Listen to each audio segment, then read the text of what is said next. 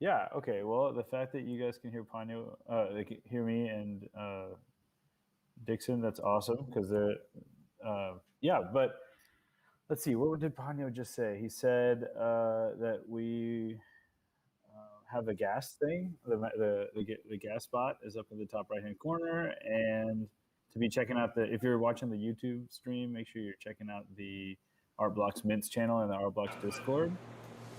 And I think that's all he had to say. I guess what I'm going to be doing a lot during our call today is changing all of the open projects that closed out in the last few days to closed. Holy cow! I guess things keep selling out. Pretty impressive. I'm really excited for all you artists. Um, but yeah. Also, can y'all hear Ponyo now? Yeah, can you guys hear me now, all right? Maybe not.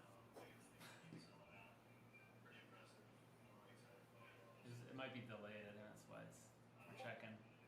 Yeah, it is definitely delayed. I'm happy it's not Dinosaur's fault. Did you want to talk about some of the factory projects that sold out? I know or just some of the projects that recently sold out. Whoa, I think. Oh, I can hear Ponyo, but very faint, as they said. Yeah, so I'm using the microphone on the camera right now. Okay. So it's gonna not sound great, but there should be a little bit to hear you. Okay. Can you guys hear me okay now? Cool. If I talk a little bit louder?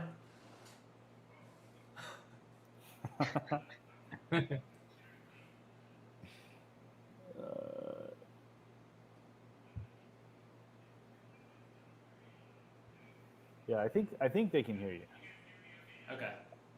It says better when I talk loudly. All right, so I'm gonna talk very loudly then. All right, I'm gonna start over. We're gonna be good. Hello all, Ponyo here. Just a few notes before we start. Got the Discord over here in the top right section. That's where all of the Art Blocks community kind of lives. Make sure you check out the Art Blocks Mints channel. That's where everyone's gonna be discussing, everything that kind of happens throughout the night. If you have any questions for Rob Dixon or Dinosaur or Snowfro, just tag Druid or message Druid directly, and we'll make sure to take care of that later on tonight and get those questions answered. Finally, we have gas up here in the top right-hand corner as well. It'll change every 10 to 12 seconds. So if there's any issues, we'll go ahead and get started. But yeah, welcome to another evening of After Dinner Mints. We have a great evening planned for you guys. We have Art Blocks creator Snowfro. Hey everybody. We have our special guest Rob Dixon, and we also have Art Block collector Dinosaur on this evening. How's it going? Awesome. So Rob, thanks for being here today. How are you doing? Doing great, thanks. Yeah, really excited to be on the show. Well, we're glad to have you on. For those who don't know, Rob Dixon is a generative artist, tech writer, programmer, and game designer. Rob co-founded the popular game Wondermine in Decentraland as part of the Wonder Zone team. Before we kind of discuss art blocks and your generative art, I actually want to talk about, the gaming world and how you got involved there. Can you talk to us about your project and experience in designing games? Yeah, sure. Cool. Yeah, so I've been, interested in art for many, many years, but really found my outlet more in games and game development and game design, where, you could be artistic, but still, get out there and make it interactive and fun for people. So been doing game development for about 20 years. And in the early days of NFTs, I was very much struck. I was early as a community member in Decentraland before their ICO and everything like that. The funny story there is I was actually writing a science fiction story about a 3D world, 3D MMO world on the blockchain before there was such a thing. And I went out researching to see, I wonder if anybody's actually thinking about this, and found the guys in Decentraland who are actually, starting a project to do that. So got involved with them, and they were really successful with their ICO. And at the same time as CryptoKitties, they were creating NFTs for the land in Decentraland. So that's where I really first got into the idea of NFTs and started understanding what they were and how that could work. And so that led to our first NFT game, which was called Crypto Beasties. It was back in 2018. We did a pre-sale of some of that, of a bunch of cards. The game didn't quite get finished yet. We still actually have some hopes that one day it might. But we created a whole bunch of, it was a trading card game that also was going to have a 3D aspect. And it was a lot of fun to take it to that level of getting the cards out there as NFTs. We ended up with about, I said 14,000 that got sold. And it worked out really well to that point. Now we just have to finish the game. So I did a lot of the artwork for it, but I worked with a whole team of artists to do the illustrations and the 3D models for the cards. And I'm hoping one day maybe it gets the Mooncats treatment, and everybody's like, "Oh man, there's all these cards out there. Let's go revive them and do something cool with them." So it might happen. Yeah, I feel like that could definitely happen. I feel like every few months there's some older projects that people are bringing back and revisiting. So, but how was you got that was in 2018 you got into NFT gaming. How has the crypto space changed, especially for gaming, from 2018 to how it is today? Yeah, I think people are really seeing it these days. Back then, it was harder for people to understand why you would want to do a game on the blockchain. And people were very much focused on trying to get everything on chain, like all of your gameplay logic and graphics and everything would try to be on chain. And that made the games very slow and ponderous and simple. I mean, some people did great with it. Axie Infinity was alive back then and has just survived and done excellent. And evolved over the years. But I think people have started to realize in the last couple of years, after the crypto winter and then things started coming back, that games can be actual games. You can have a game on Steam that's an NFT crypto game these days. And that was never a concept back then. So I think a lot of people in the art block space know you as a generative artist. Can you tell us a little bit about your background in generative art? Yeah, sure. So I've always been interested in art. As a student, took a lot of classes, that kind of thing. And then I was at Adobe in the 2000s on the Flash Player team. And so I was the guy who created all the sample apps for the releases and did all the documentation at the time for Flash Player and ActionScript, which, it gets a bad rap these days, but ActionScript, actually a lot of features of that ended up in ES6 and JavaScript. So back then we were doing a lot of the things, Perlin noise in ActionScript before it was in JavaScript and in libraries, that kind of stuff. And I was having a lot of fun messing around with all of the graphical features of Flash at the time. So I actually created a lot of just kind of, like music visualizers and things like that, and really got into computer graphics through that, and generative art through that, in the sense that, you would have something that based on the sound input or keystroke input would generate something new. So it's interesting. I see a lot of people from the Flash community in the 2000s being really successful at NFT art these days, in making a whole, it's just a resurgence of all that, because I think they had that mentality from the beginning. So that's really awesome to see. Did you have any early inspirations from specific people, that brought you into generative art? More just kind of art and architecture in general. I've always been a big fan of people like, MC Escher, Frank Lloyd Wright, which we'll talk about that with Eccentrics a little bit. Design and art have always been a thing for me. Salvador Dali, I have some prints that, I acquired years and years ago that I just hold on to. So, it's always been a thing for me. I'm also into it from the collector point of view at a certain level. I'm a comic book collector from, years and years, for decades. So So I've always appreciated, sequential art and illustration stuff in particular. Cool. That's awesome. Yeah. So how did you learn about the Art Blocks platform? Yeah, that was really interesting. So doing a lot of things in Decentraland, we have the Wondermine game over there that's pretty popular. And it was in fact a Wondermine player who's also a collector named Mitch, who I just saw one day, I think it was early December, something like that, or maybe late December. He's like, I'm putting up a gallery of all my singularities. I'm like, what the heck is that?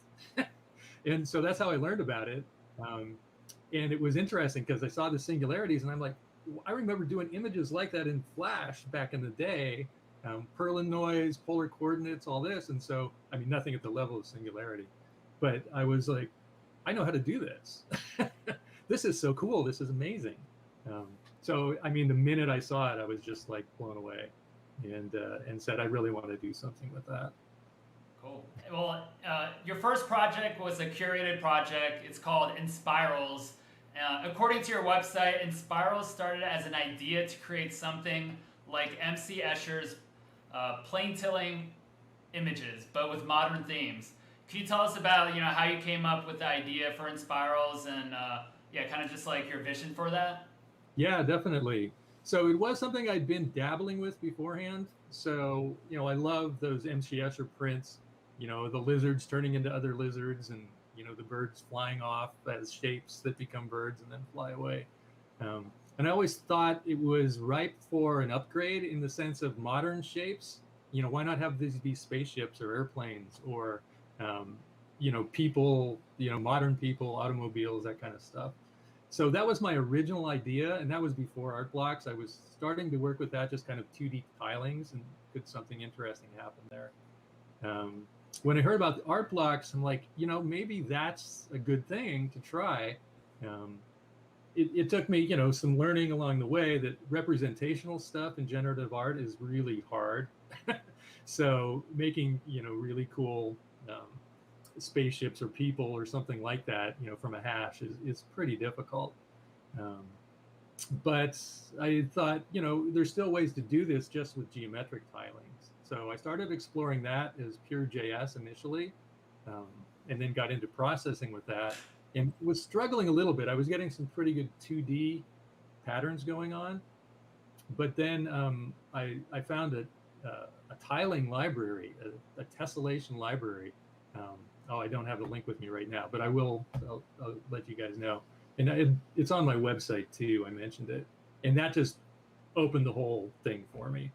A professor in Canada who had created this, and just put it.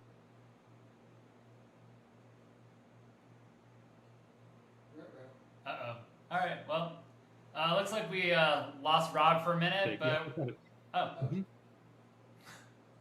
Okay. No, I sorry. You kind of cut out for a second, but it looks like you're good now. Okay. But I don't. Yeah, if you want to share some of a couple of the mints, some of your favorite ones from Inspirals, I think a lot of us would appreciate that. Yeah, definitely. So there were a lot of different patterns with the Inspirals. The interesting thing is behind the scenes, all of these are those tessellation patterns. These are all 2D patterns that are then spiraled with a GLSL shader that then just takes this kind of flat pattern and runs it down the spiral. So it's interesting, the standard animations, and this is a thing that a lot of people at the beginning didn't see, that the animations were possible. I'm sorry, I'm on my laptop, so it's super slow. The standard animations, you can go in and out, but it's when you do the distortion animations that things start changing and you can start seeing the geometric patterns form. Some of them will actually be really apparent that it's the common shape that you see all the time, but others take a long time to turn into that. But usually you will eventually, at somewhere along the way, see the pattern that's forming when you do it. And because of the machine I'm on, we're not going to see things go really fast here. But this was, this was one of the cool patterns. I called this one the Dinosaur pattern. This kind of thing right here, or Stegosaurus, I think was my nickname for that one. The zero mint was really cool. So double spirals, it's a little bit different math, but just as effective. And this was a pattern, I think this was the first one where I realized it actually was almost as cool when the patterns just got totally deconstructed and broken down. Because in this one, all of these crazy shapes and everything, there's, you know, actual rectangles and parallelograms going on here, but you wouldn't know it. And again, if you distort it, it becomes a little more clear, but you know, I do recommend everybody just go through and test the animations on these things because some of them are pretty wild. Do you mind sharing, you know, some of the controls to, because I know you can distort it, like you were saying. Do you mind sharing like the different buttons that people can use on their laptop in order to create these changes to the animation? Yeah, so you go to the live view on any of them, and you know, thanks to all of the updates, like even on OpenSea, you can do this in the preview windows. The F key, or just clicking, will get you the kind of fly into the spiral animation, and it just keeps on going forever, basically. And F again will move you backwards. The D key is the distortion. So this is where the F key is really just kind of moving a camera along the pattern, and that's why it looks that way. The D key is actually changing the shapes that are in the pattern and keeping them all in sync as long as possible so that it's still a seamless pattern. But eventually it just breaks down. And sometimes the breakdown part is really interesting. Many of them actually I had to kind of rein in because they got it too crazy. This pattern, I can't remember, pattern 50, I think. This one on a good machine will get so crazy that you can actually slow things down if you want to see it better. But I recommend people checking this one out. It's mint number 9, or token number 9. There's also 1, 2, and 3 keys will give you speed of the animation, so you can slow it down or speed it up, speed of the distortion. The S key to save an image at any point. How long did it take to... Oh, I'm sorry, I was just going to ask, how long did it take to code Inspirals? It actually took a little while. This one, you know, in hindsight, it was crazy to try this. This one actually did a lot of things. There was the pattern creation in the first place, cataloging all the shapes that worked for the various patterns and all of that to create the 2D pattern. It actually then goes into WebGL and carves those patterns into 3D shapes. So this is actually a 3D project. And then there's a shader on top of that that does the spiral math to have it show in this way. So it was a fairly big project and fairly crazy to attempt. But, you know, once I saw some of this stuff working out, I'm like, this is cool. And, yeah.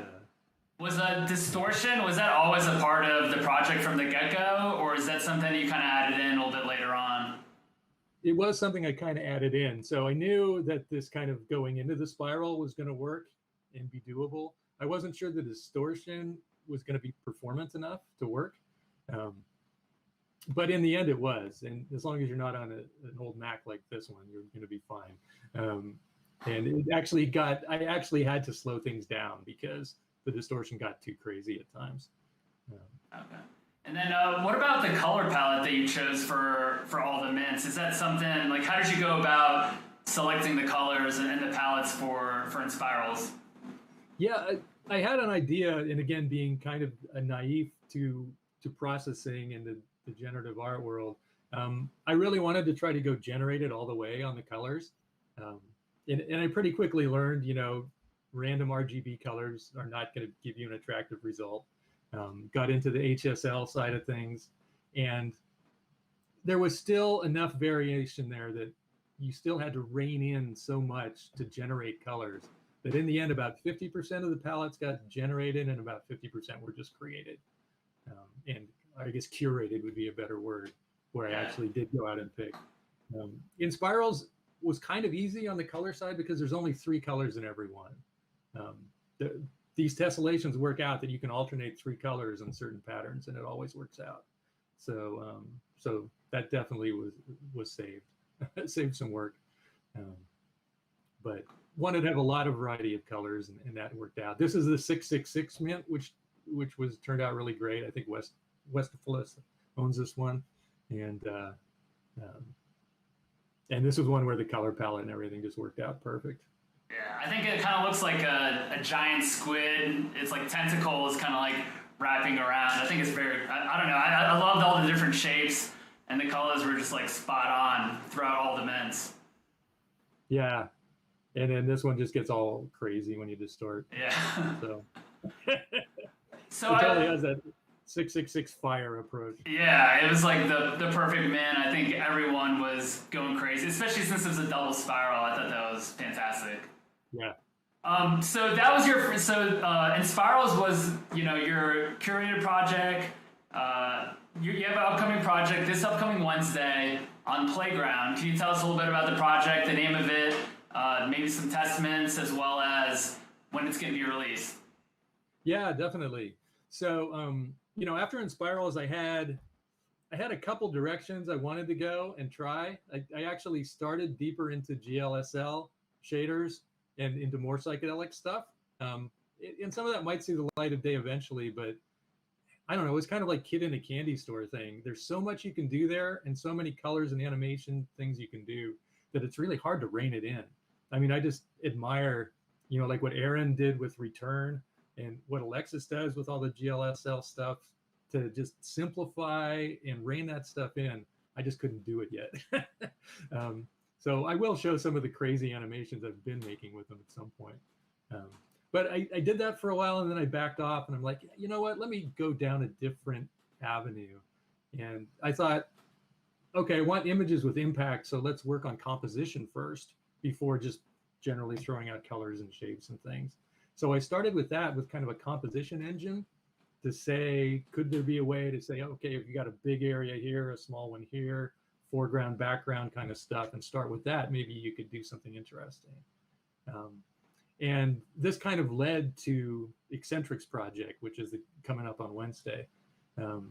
So it actually started as a compositional engine, and I just started throwing in circles and squares to, okay, let me just fill in the boxes. And the circles and squares started looking really cool, and diamonds and other shapes that came in. That's, and actually maybe I can back up and show some of the originals.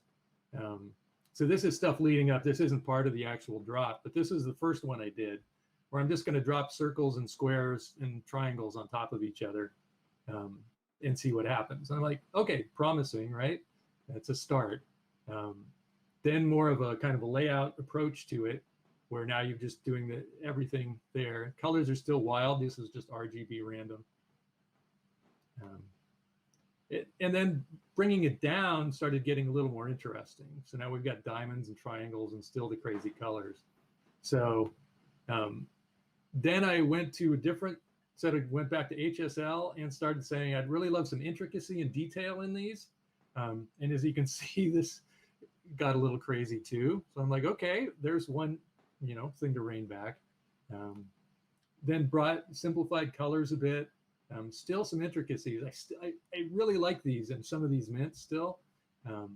It was just tough to get all those details working and make it have the impact. So we might go back there. But then when simplifying some, it started, and changing color palettes, it started getting really interesting. So things like this one were some of the early ones where I'm like, okay, I like this. This is getting crazy. This was another one. I posted this in Discord, and a lot of people like to see this one. Kind of looked happy, where the other one looked sinister. And then these, simplifying just the circle parts of it, also turned into really interesting mints. So, with some of those where I knew there was something worth doing here. Yeah, I mean, I think a lot of people here are excited. Can you tell us the date and time and when you're going to unpause the project?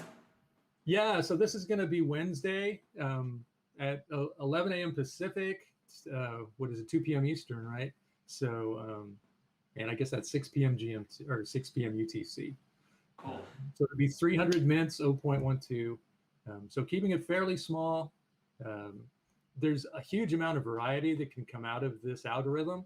So I don't think there's going to be anything like a duplicate. And the tough thing there is that, there also are some things that probably will not see the light of day, a palette or shapes or something like that. But what I really liked about this so far is that they're unpredictable. Many of them just look cool. Even the ones that, like this, you wouldn't expect. But that just looks to me like a boxer. And these are actual rink beam mints that I'm showing now.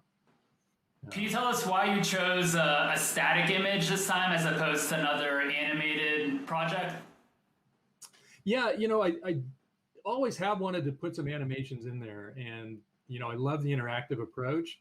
This one just felt to me like static was going to work better. Like some animations might be cool, but I really like kind of the printed ideas here. Like some of the colors, kind of more of the parchment colors for white and things like that. This to me seems like some kind of old time print, maybe some old sci-fi kind of thing, or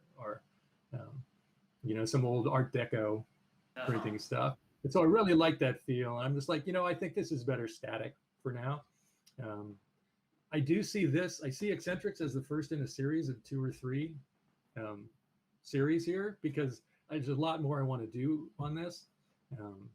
And to enhance it and kind of change what's coming out. So I think there may be an animated version in the future of something like this. Cool. Yeah, I mean, I for one, and I speak for a lot of other people, definitely looking forward to seeing this project being launched on Wednesday. What is one piece of advice that you give to, we have a lot of new people in the community that are trying to be generative artists. Like, what's one piece of advice that you would give to someone that's aspiring to be a generative artist and, potentially drop something on art blocks? Yeah, for me, what worked in both cases, when I think about it, I tried a lot of experimentation, and that was great for, learning processing and learning GLSL and things like that. But it really helped to go back to a concept and have an idea of what you want that to be.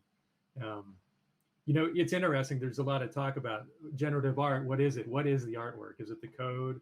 Is it the output? All the rest. There was a good discussion the other day in Discord on that. And for me, it's kind of like a set of possibilities. It's like this whole range of possible outcomes that you have to kind of have in this cloud in your head. And, I want the cloud should be shaped kind of like this. And just trying to keep the ugly ones out and keep the attractive ones in. And of course, it's all in the eye of the beholder. But, at least from the artist's point of view, let's try to focus in and just have this create things that could be amazing. It's great. Yeah, I love the mint that you have up right now with the green background, and it almost looks like 2 different, futuristic aliens or beasts kind of just like standing side by side next to each other. Yeah, I expect there's going to be some unpredictable ones like this that show up. I really hope there are, actually.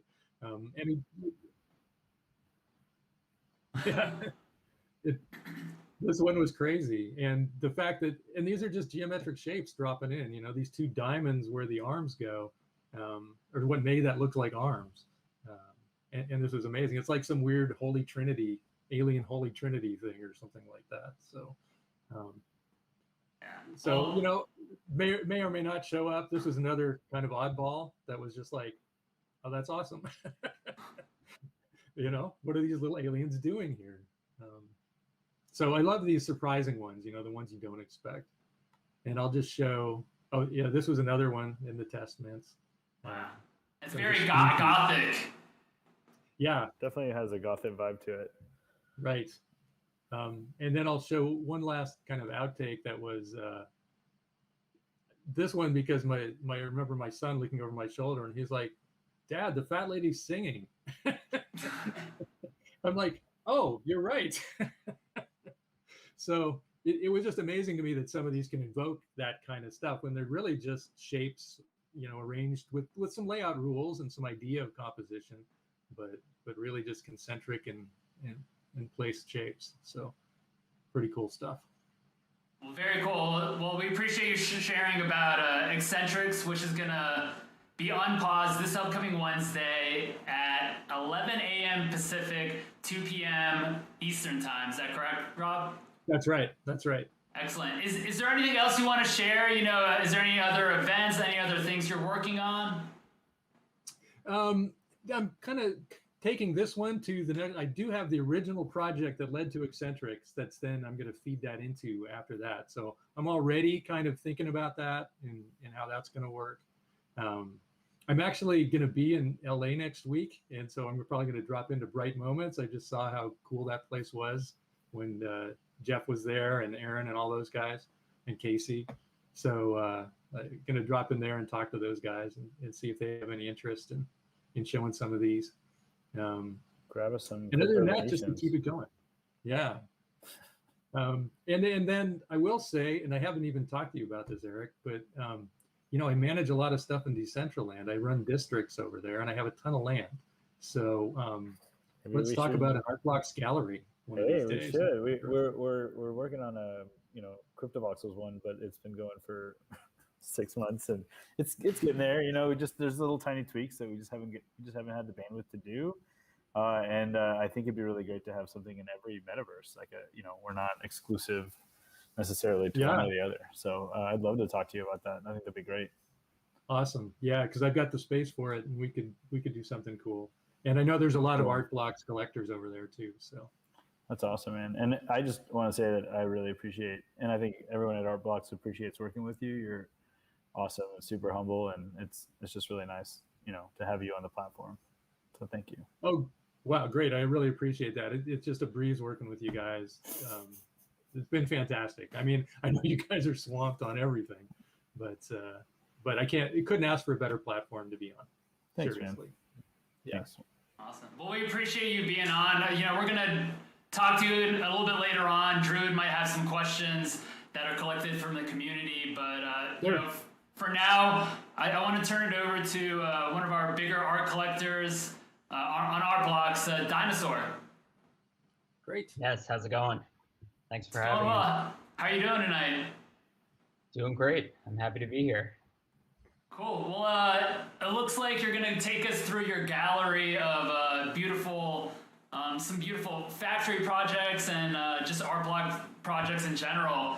While you're kind of just like cruising through your gallery, do you mind telling us like how you learned about art blocks and the NFT space?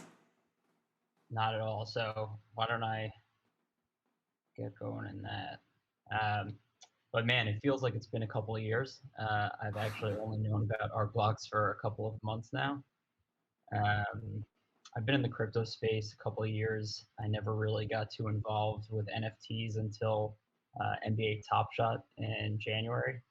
From there, I was pretty captivated and found myself gravitating towards CryptoPunks, dabbled with hash masks, and with transparency of blockchain, I was curious to see, what some of the other buyers were into, and I stumbled upon 2 galleries by He and Akira of their Singularity collections, and I probably didn't sleep for a week, spending time each night reading about generative art and the Art Blocks platform. Cool. Well, what was the first project then that you purchased on Art Blocks? It sounds like Singularities was, the first project you heard about, but like, what was the first one you minted?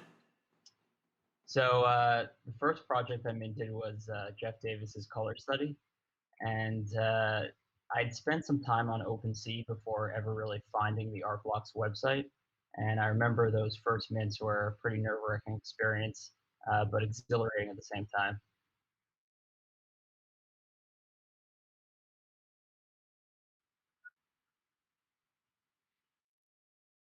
Yes. So I put this together on Cyber, and hold on one sec.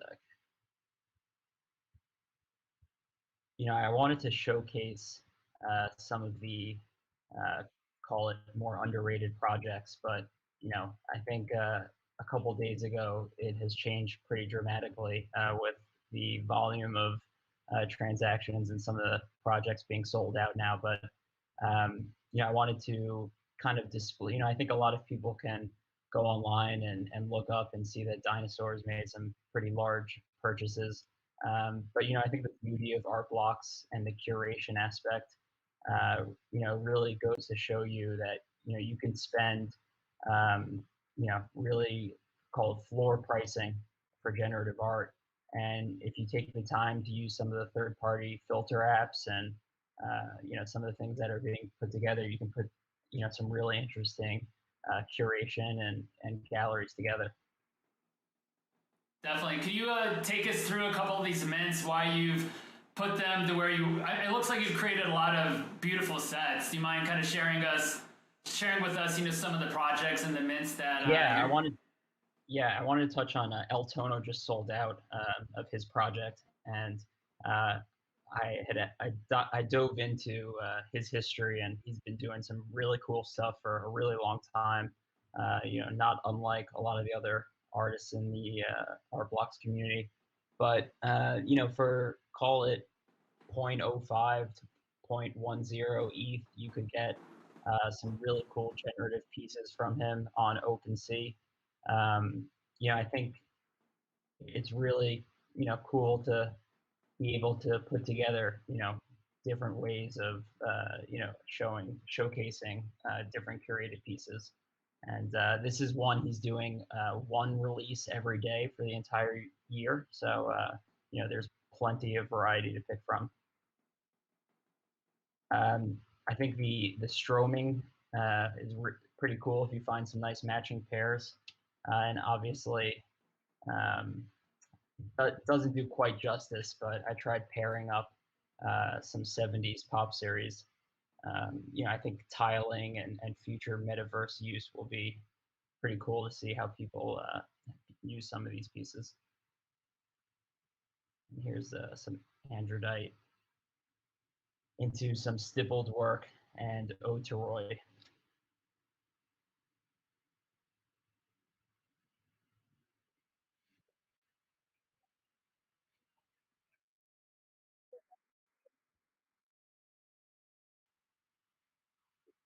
But what do you love most about the space, the community, and the platform itself? Yeah, I mean, I'm not sure I've ever experienced such a welcoming group of people before. From the artists to collectors to you guys putting in the hard work to make art blocks a reality. I think everyone has a focus, and it's further spreading the word of generative on-chain art. And it seems we're all just getting started. I've spent time chatting with a number of artists here, and I think getting advice on pen plotting to introductory generative art books, everyone is so available, and everyone is focused on keeping the attention on the art, for the most part. Yeah, I couldn't agree anymore. And then what would be a piece of advice? We also have a lot of new art block collectors. A lot of people have been onboarding in the past, I'd say like 2 to 3 weeks. What's one piece of advice you would give somebody that, is coming onto art blocks for the first time? Yeah, I mean, I think it's said over and over, but it's really important to purchase items that you actually love. I think especially in crypto, and you see a lot of this FOMO behavior and people, jumping into collections or buying because you see an uptick in market activity. If you love what you collect, you won't have any problem holding it forever. If one day someone tells you that the market value has dropped on this piece to $0, owning a piece you connect with will always hold its own personal intrinsic value. So, as long as this world supercomputer that is Ethereum, is still up and running, I think as long as you purchase things that you actually appreciate and plan to hold for a long time, you'll be happy in the end. Absolutely. You heard it here first. Dinosaur, collect what you love. At the end of the day, that's the most important thing. Dinosaur, did you have any other notes or anything else you wanted to kind of drop before we move on to the Squiggle giveaway? No, I mean, I think we're all trying to learn how to best display some of these pieces, and I would tell everyone that there's a lot of free things out there to play around with and to try to put together your own curations. And from On Cyber to Try Showtime, I recommend people to put things together, and it's a lot easier to explain to non-crypto people, hey, check out this curation of art pieces that I put together. Perfect. Well, Dinosaur, thanks so much for being on today, kind of showing us your beautiful display in the On Cyber Gallery. Thank you again. Yeah, no, thanks for having me. All right, well, it's that time of the night where we're going to have a Squiggle giveaway. I'm going to drop the bot inside of the Discord channel, so you'll have 4 minutes from now to enter, and during that time, we're going to go ahead and loop in Druid, who's going to have some questions for either Dinosaur, Snowfro, or Rob. Hang on tight. Hey, Drew, can you hear me? Not yet. Okay. All right, well, give us 1 second. We're going to connect with Druid. But yeah, make sure you guys go into the R-Block Min channel and click on the ta-da emoji so that you can enter into a Squiggle giveaway. Looks like we got about 60 people on right now, and make sure you click on the 4-leaf clover, a couple beers for some good luck. Dinosaur.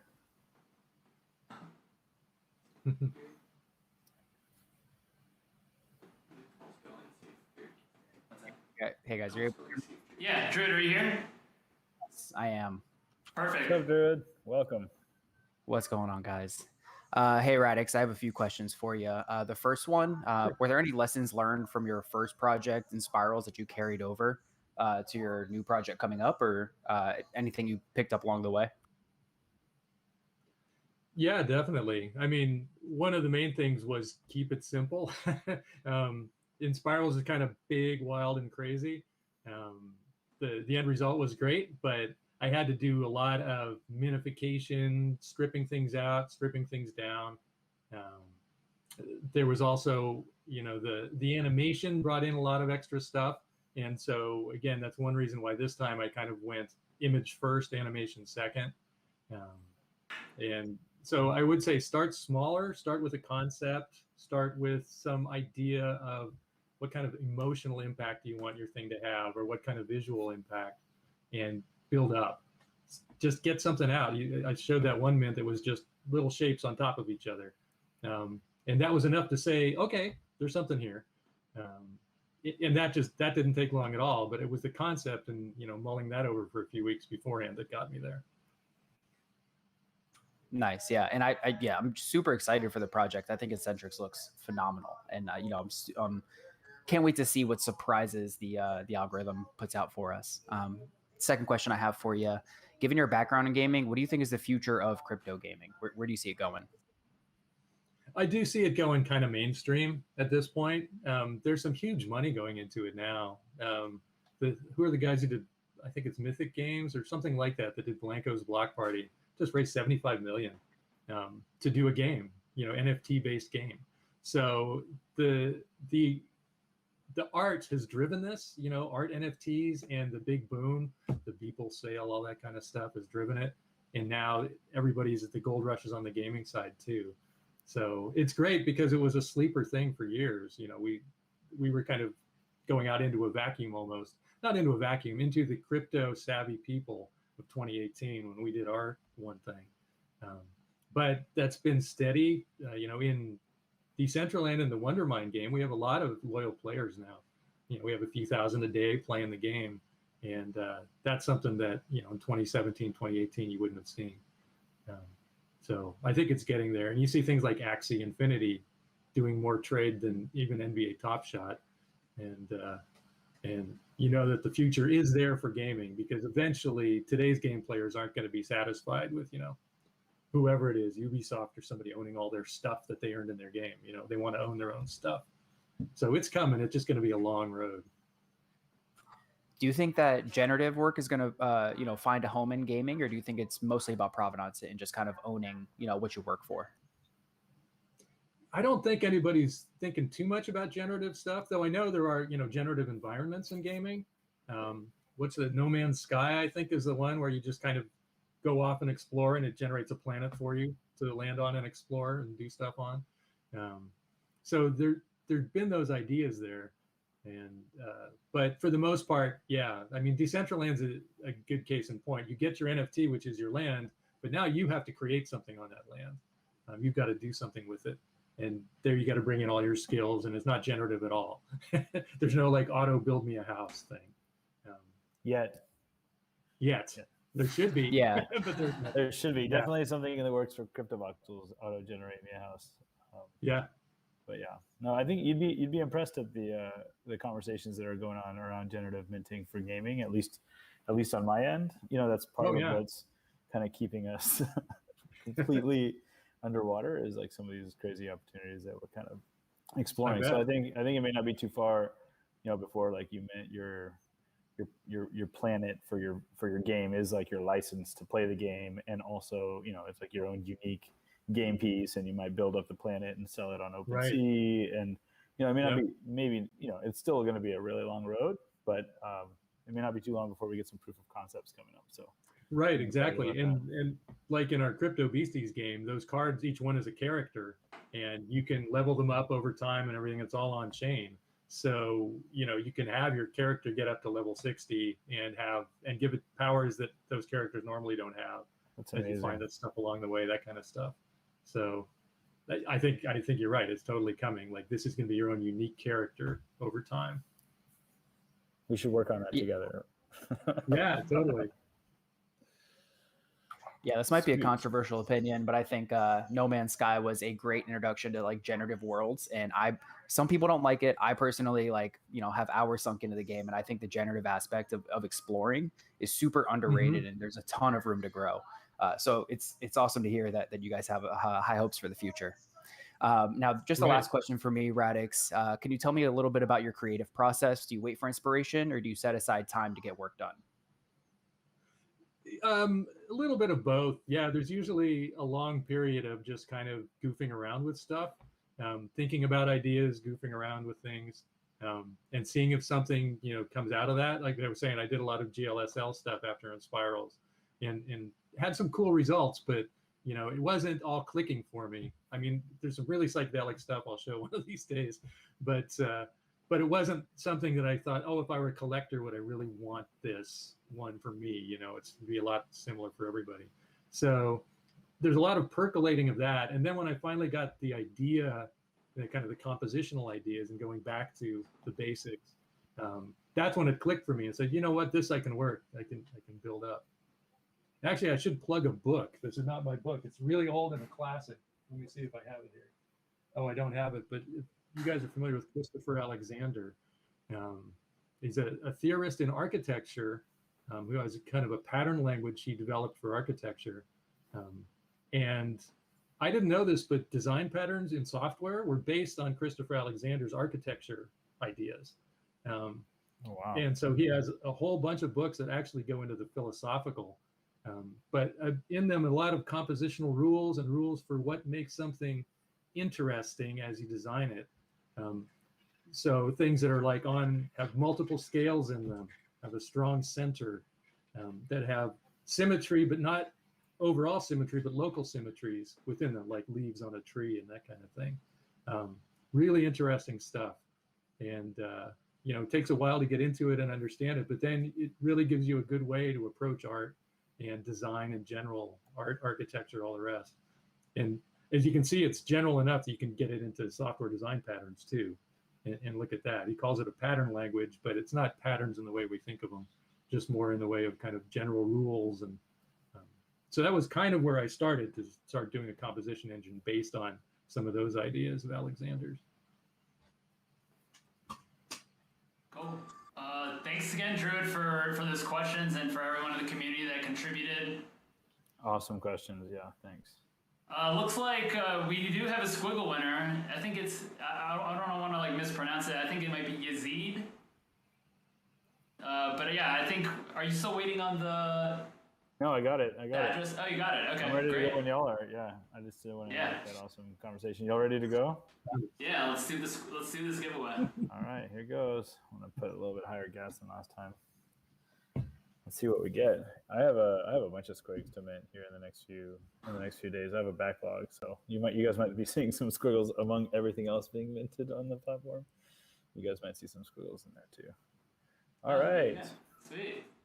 Simple. Got a lot of the spectrum. Beautiful. Congrats, Yazid, if that's the way that you pronounce it. Yeah. Congratulations. Woohoo! We are at 9,170. All right. Wow. All right. Well, I mean, we're kind of winding down right now. I want to give Eric an opportunity. I don't know if you have any news, any updates, any upcoming drops, or anything that you want to let people in the community know about. So, I mean, yeah. First of all, I took a couple days off of Discord. Took my family on a little trip, and man, I came back to a bunch of direct messages. So I'm sorry, and it might take some time for me to get back to everybody, but I will get back to everybody. I promise. It's wild stepping away for a few days because I just feel like my child is wandering the world without me. But yeah, so be patient with me if y'all don't mind. Yeah, no, crazy stuff happening on the back end as usual.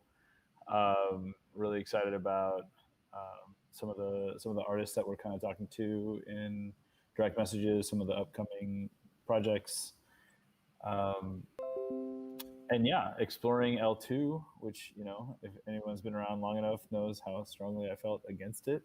And, but, having to do it, it's just kind of a necessity at this point for some of the projects that we're really excited about.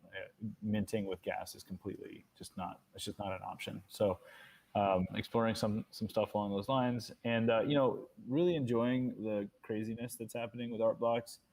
But also, I'm also terrified by it, right? So I really just encourage people to buy stuff that they like and that they love, and that they would put on their digital walls or physical walls, and enjoy this, because this is just wild. Like, the conversations happening everywhere are incredible, incredibly humbling, but also kind of terrifying when you see prices go up this quickly, and when you see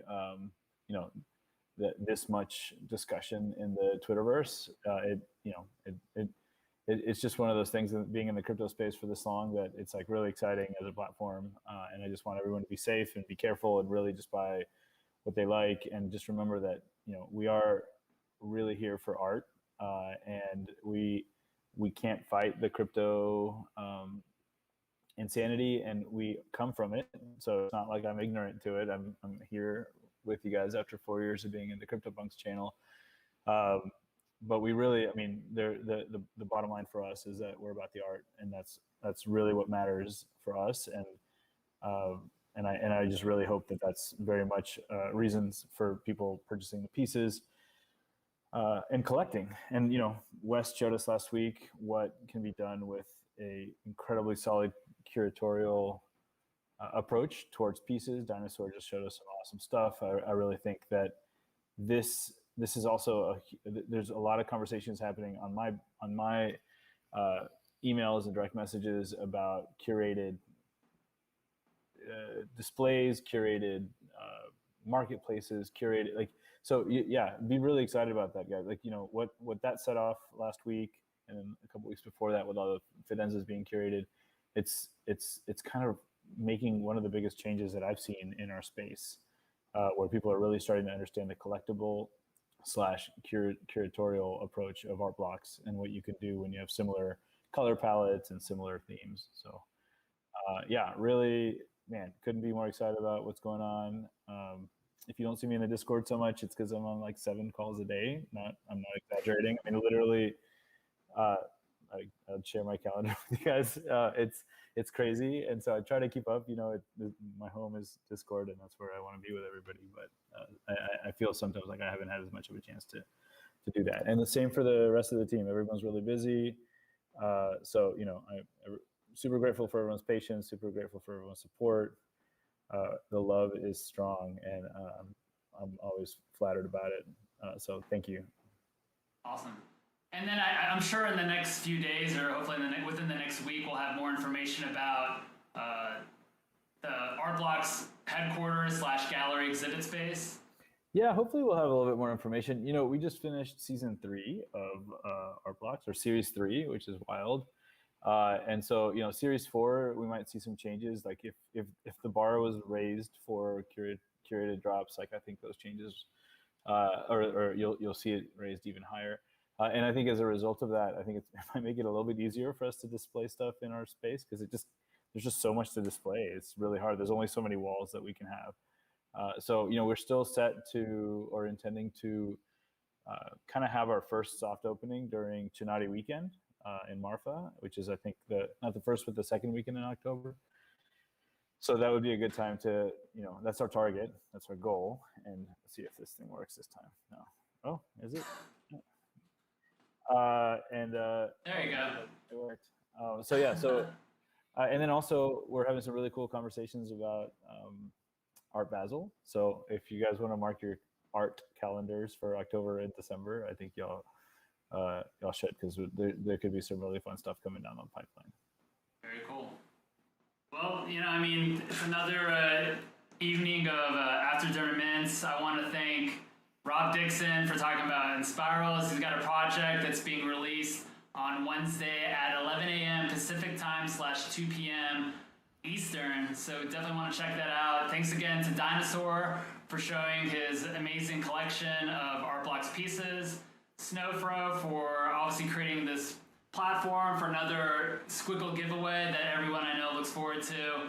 And, also I just want to again point out that on the right-hand side over here, we got the Discord channel, and that's where the community lives and breathes, as well as the artists. So if you have any questions, if you're a collector, future collector, or an artist, there's a description in the YouTube video that links you directly to the Discord.